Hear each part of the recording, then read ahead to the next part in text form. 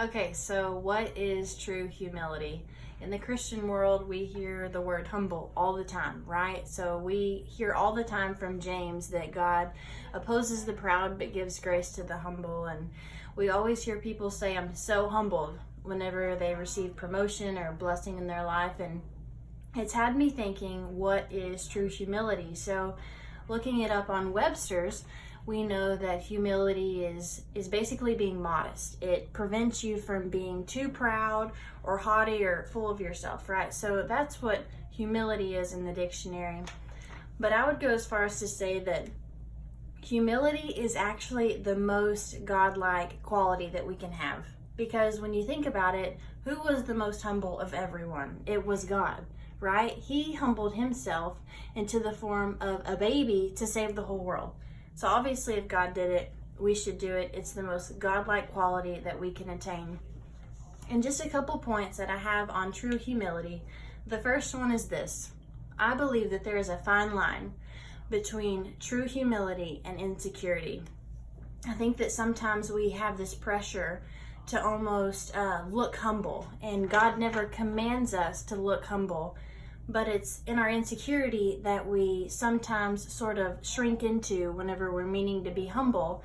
And just like meekness is not weakness, but power under control, the same principle applies to humility, in that I believe that you can know that you're awesome, but still be a humble person. And I would go as far as to say that you can still love yourself and be a humble person. Sometimes we feel as if we almost have to believe lies about ourselves, that we don't have anything to offer, that we never amount up, or someone else would do a better job at what we're doing. And that is not true humility. True humility is an attitude. Paul tells us in Philippians 2:5, he says that this is an attitude that you have within ourselves. It's an attitude of your heart. It's an attitude of your mind.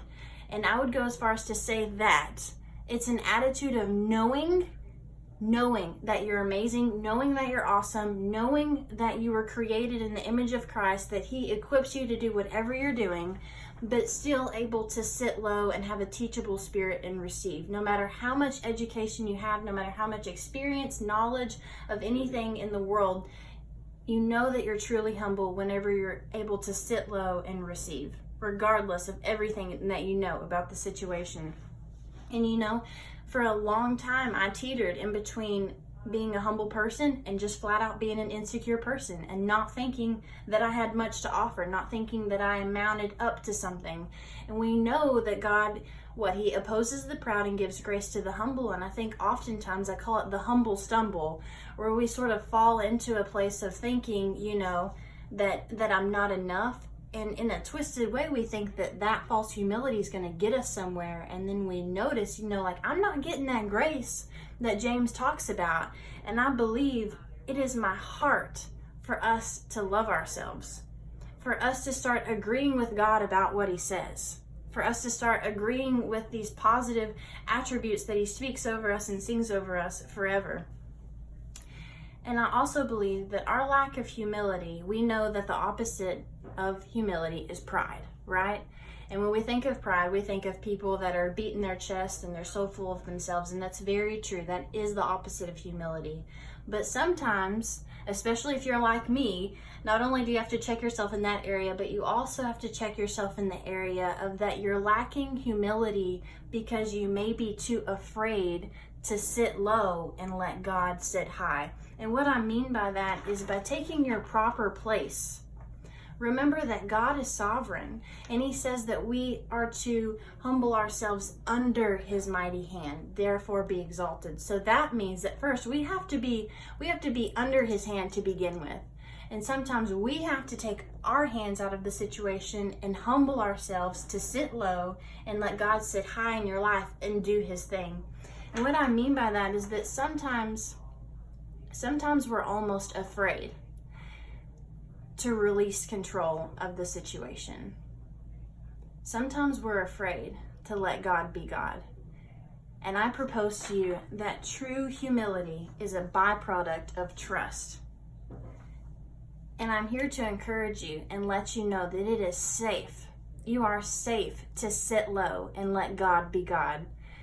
Allow that true humility that's inside of you to just cultivate and start to hijack your life and give you this incredible trust in God, right? We know God is so big, he says that the earth is his footstool and heaven is his throne. He's big. He can sit high. He can sit high and reign in your life if we take ourselves out of the equation. I believe that the place of humility is actually very self-emptying. It's where you just empty yourself of yourself, because we know that humility is not thinking less of ourselves to a degree. True humility is thinking of ourselves less, taking ourselves out of the equation, because true humility is confidence in God, confidence that God is going to intervene in your life and do whatever it is that needs to be done. So I just want to encourage you guys, refuse to be tainted by false humility. Pray, Lord God, show me what it means to have a true, humble heart for you, Lord. Refuse to be tainted by false humility. And here's the thing, do not let your insecurity try and taint your true humility, because you are amazing, you are beautiful, and you have everything that you need. God has already equipped you, and I just believe that there are things inside of you that are ready to change the world. So thanks.